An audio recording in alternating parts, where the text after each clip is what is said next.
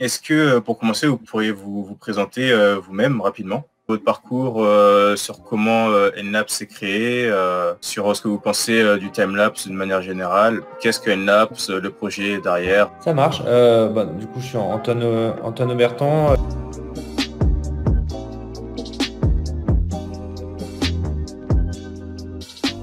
Je suis cofondateur d'Enlabs. En fin 2015, je l'ai lancé avec 4 autres cofondateurs. On aime bien dire qu'on est de Grenoble.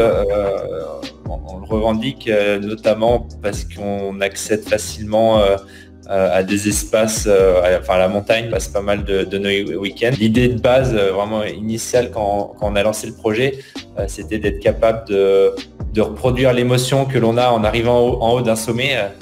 C'est immersif, ce bol d'air. D'être capable de recréer cette émotion-là depuis son canapé en semaine lorsqu'on est au bureau.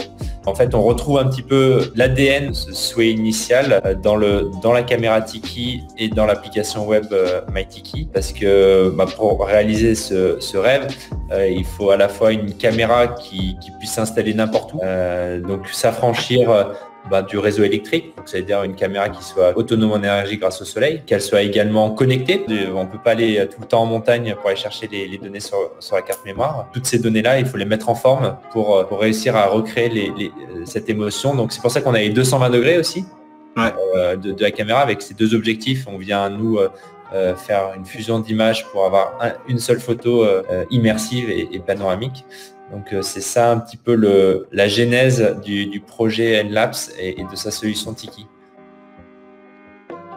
Au niveau des produits justement, au niveau de la solution que vous apportez, au niveau de la confection, c'est quelque chose que vous faites vous-même? Maintenant on est 25 personnes, on est basé à Montbonneau à côté de Grenoble. On a développé l'ensemble de la caméra et de l'application web MyTiki. On a un partenaire qui va faire l'intégration, la calibration, la logistique de nos caméras. Donc c'est un partenaire qui est en France, qui est à Valence et avec qui on travaille depuis le début.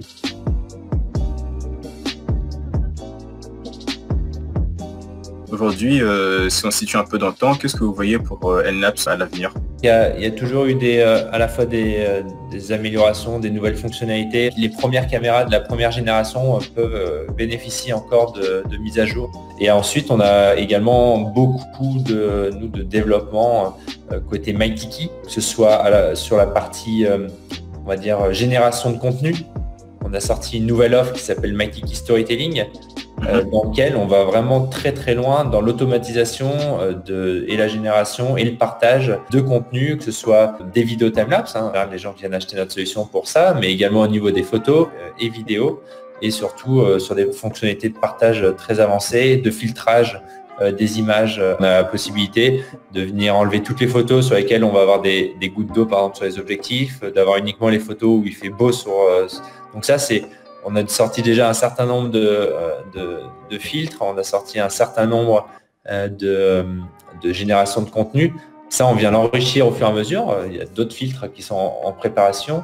On a également, pour encore améliorer la qualité des rendus, on vient de sortir, on va communiquer dessus dans les prochaines semaines, la stabilisation d'image dans le Timelapse Builder, qui est Timelapse Builder, c'est une grosse brique qui permet de faire du post-traitement sur ces photos pour sortir un timelapse sur lequel on a déjà fait 80% du travail de post-production. Donc il n'y a plus qu'à l'intégrer dans un logiciel de montage vidéo pour le finaliser. Il y a encore beaucoup de choses en cours de développement sur l'application web et qui vont sortir sur des sujets d'analyse d'images, de comptage d'objets, de véhicules, pour sortir des métriques, des analytics de manière automatique.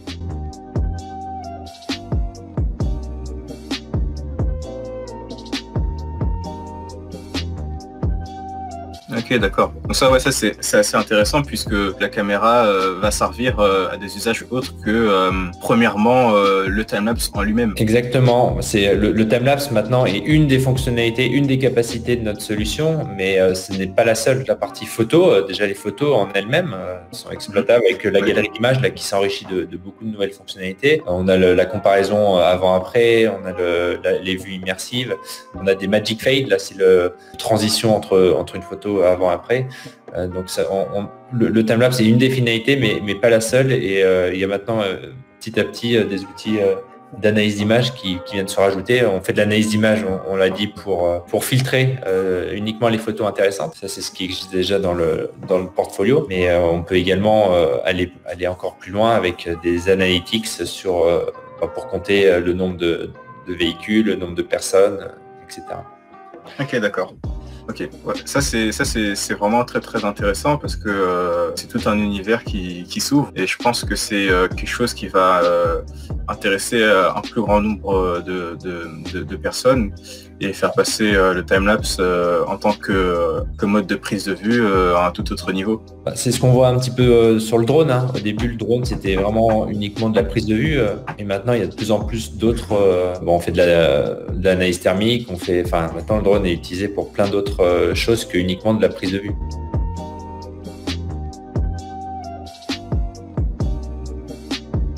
En voyant toutes ces nouvelles applications possibles, éventuelles, au niveau des personnes qui peuvent utiliser cette caméra, là on est plus sur une utilisation professionnelle pour l'instant, notamment sur le bâtiment. Pour un usage personnel, pour les particuliers, le timelapse peut devenir quelque chose de viable, on va dire. D'ailleurs, j'ai vu que vous avez une application mobile HTime, ouais.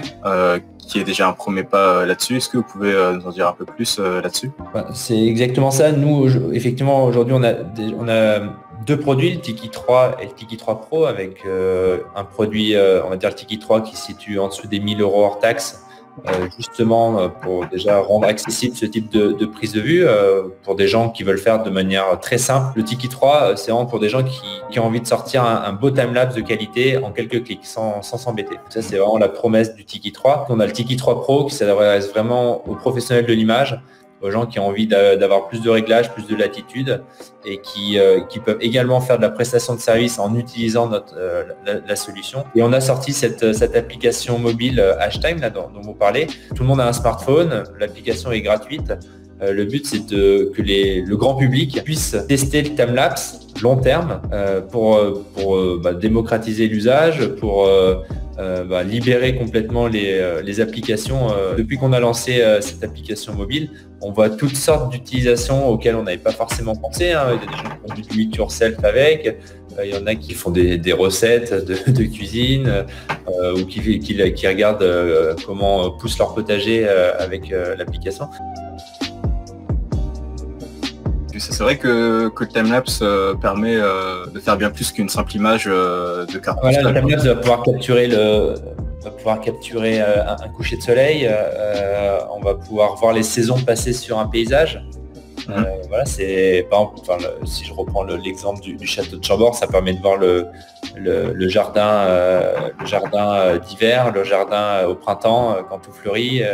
Voilà, ça permet de comprendre toutes ces dynamiques et c'est des choses qu'on ne voit ni en photo ni en vidéo. Le timelapse est un média vraiment complémentaire de la photo et de la vidéo. J'aime bien dire que la photo c'est l'instant, la vidéo c'est le temps réel et le timelapse c'est l'évolution. Maintenant, j'aimerais parler un peu du développement d'Emlapse au niveau de l'international. Est-ce que vous comptez vous attaquer à d'autres marchés? Est-ce que votre solution, vous comptez la proposer à de nouveaux acteurs? Aujourd'hui, nous, la solution est, on vend déjà pratiquement 65% hors France. D'accord. Donc, on est déjà vraiment tourné vers l'international. On est présent dans une soixantaine de pays. On a à peu près 6000 caméras dans une soixantaine de pays, principalement en Europe et puis en Amérique du Nord. La solution Tiki, elle va s'adresser sur Studio Sport. Il y a beaucoup de gens qui sont de près ou de loin liés à l'image. Ces gens-là, c'est quelque chose ça peut être un service qu'ils vont venir rajouter c'est une nouvelle corde à leur arc. On a beaucoup de nos clients qui sont des dronistes. Leurs clients leur demandent de faire du timelapse et notre solution leur permet de faire ça de manière simple et de proposer du coup un nouveau service. Il y a le marché de l'action cam, il y a le marché du drone avec des très gros comme Parrot ou DJI.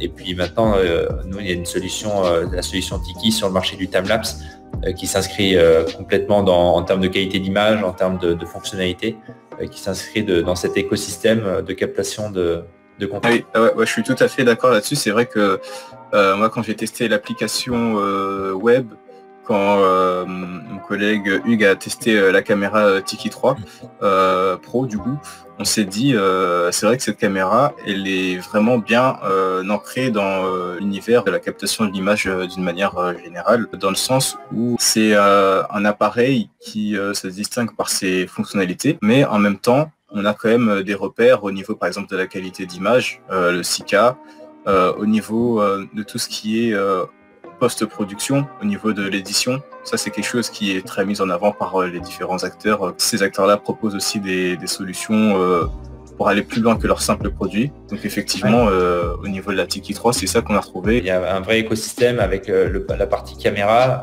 Tiki, la partie MyTiki, application web avec différents abonnements, et puis des accessoires qui viennent compléter et vraiment simplifier. Le but, c'est que de la prise de vue jusqu'au partage du contenu, ce soit le plus smooth pour l'utilisateur.